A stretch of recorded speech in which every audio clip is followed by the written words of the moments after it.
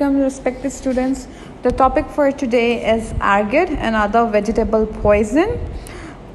Starting off with its introduction, agate is a sclerotium, which means that it is a compact hard mass of that fungus that contains its food reservoir.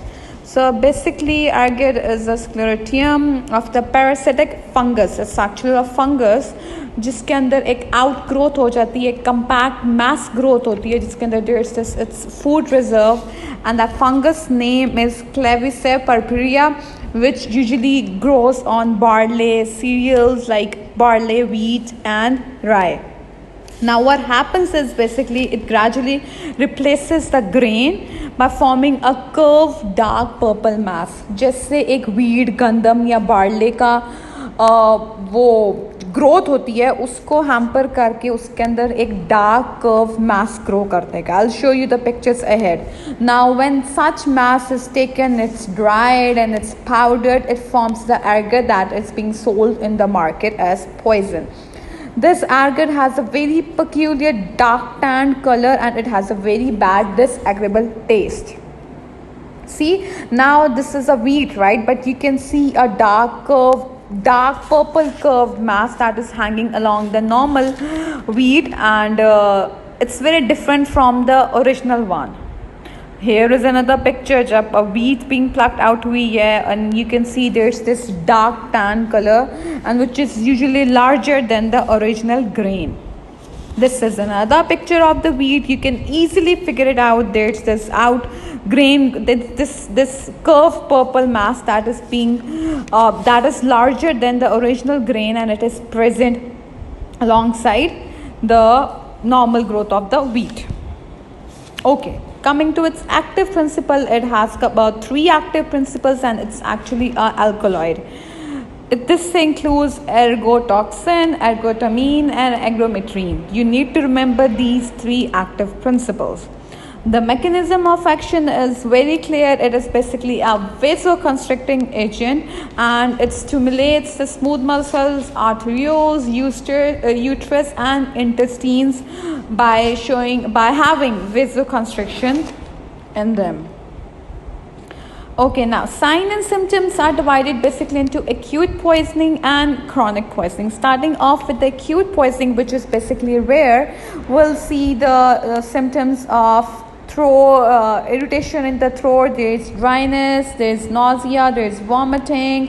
Patient may complain of pain in abdomen. In the respiratory system, there could be respiratory distress, there could be this feeling of tightness in the chest, there could be tingling, numbing of the hands and the feet.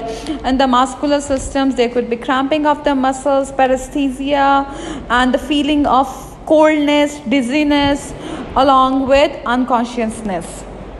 Chronic poisoning, mostly a question asked about agate is around the chronic poisoning, also known as agatism. You need to remember this because a short note may come in which you will be asked about, write a short note on agatism or its further detail on it. ठीक है, अब now it's not common though anymore, but this is because there have been a chronic use of ingestion of agate containing flour. जिस वही वाली बात, wheat के साथ growth हो रहा है, किसी ने बॉदर नहीं किया, वही आउट हुआ, उसी के साथ ग्रेनिंग करके उन्होंने मार्केट में वही आटा देना शुरू कर दिया जिसके अंदर बेसिकली एगेट था. तो काफ़ी महीनों से, सालों से अगर intake of agate containing flower है तो this means it's getting into chronic poisoning known as ergotism. Now ergotism could be of 2 types. Either it's convulsive or gangrenous. Starting off with the convulsive, it presents with twitching, tingling, numbness, and pain in the muscles. There could be headache, drowsiness, giddiness, formication, and convulsions. There could be अब convulsive ergotism है, ये आपको पता होना चाहिए. Changes would be in the central nervous system that could show tonic contractions of the voluntary muscles, drowsiness hit कर रही है, numbness आ रही है, मतलब symptoms concerned with your central nervous system. ठीक है, there could be also severe psychiatric issues. Now this picture shows there's this contraction of the voluntary muscles. They of course we couldn't show the rest of the symptoms, but this posture shows that their voluntary contractive muscles are. Now this is another picture showing a contraction of the muscles. There's been fist formation. That means there's a tonic contraction of the voluntary muscles. The gangrenous type is the second type of the chronic poisoning, that in which it resembles a renounced disease. There's this burning pain in the limbs. There's this burning pains with alternative heat and cold sensation, numbness, tingling, and anesthesia. Along with there's this gangrenous picture which shows that the fingers, the toes, the ears, the peripheries, basically the tip of nose, your peripheral tip of the fingers, tip of the toes, your earlobes, they show gangrenous growth. Okay, there could be ulcers formation and ultimately the death of the tissue. Okay, you need to remember this and you should be able to figure it out with its convulsive type. Now this is a clear-cut picture showing gangrenous formation, gangrenous organism. This is how it looks like. Okay, the fatal dose is 1 to 2 gram, which is but it could be as low as 1 gram. This is very strong. The fatal period is from 24 hours to several days.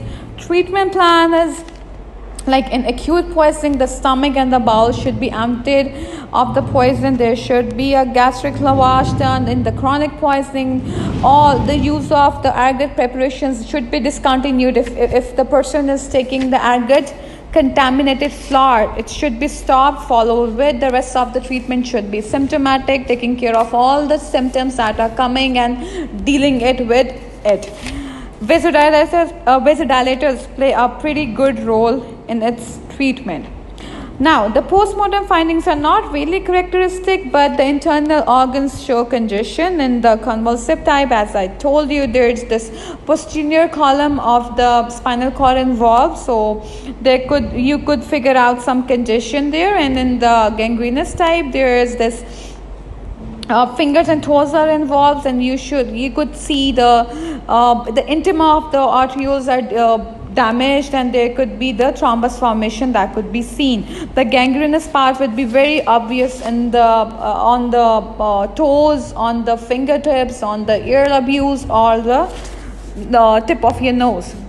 The concerned part, the medical legal aspect, is usually poisoning of such is accidental, because you don't eat it if you see it. Of course, you can't eat a grain or a barley which is having a fungus growth and you're going to eat it. So this means this is going to be an accidental poisoning.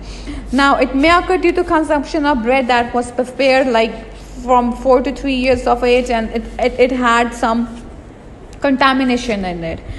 Plus, it is used an abortifacient. I told you its mechanism of action. It is used as it acts through its smooth muscles by vasoconstricting it, and along with that, chronic poisoning is used to occur before when you get it into your food, your flour. Plus, it is used in the treatment management of migraine and prolonged uterine hemorrhage. Thank you very much.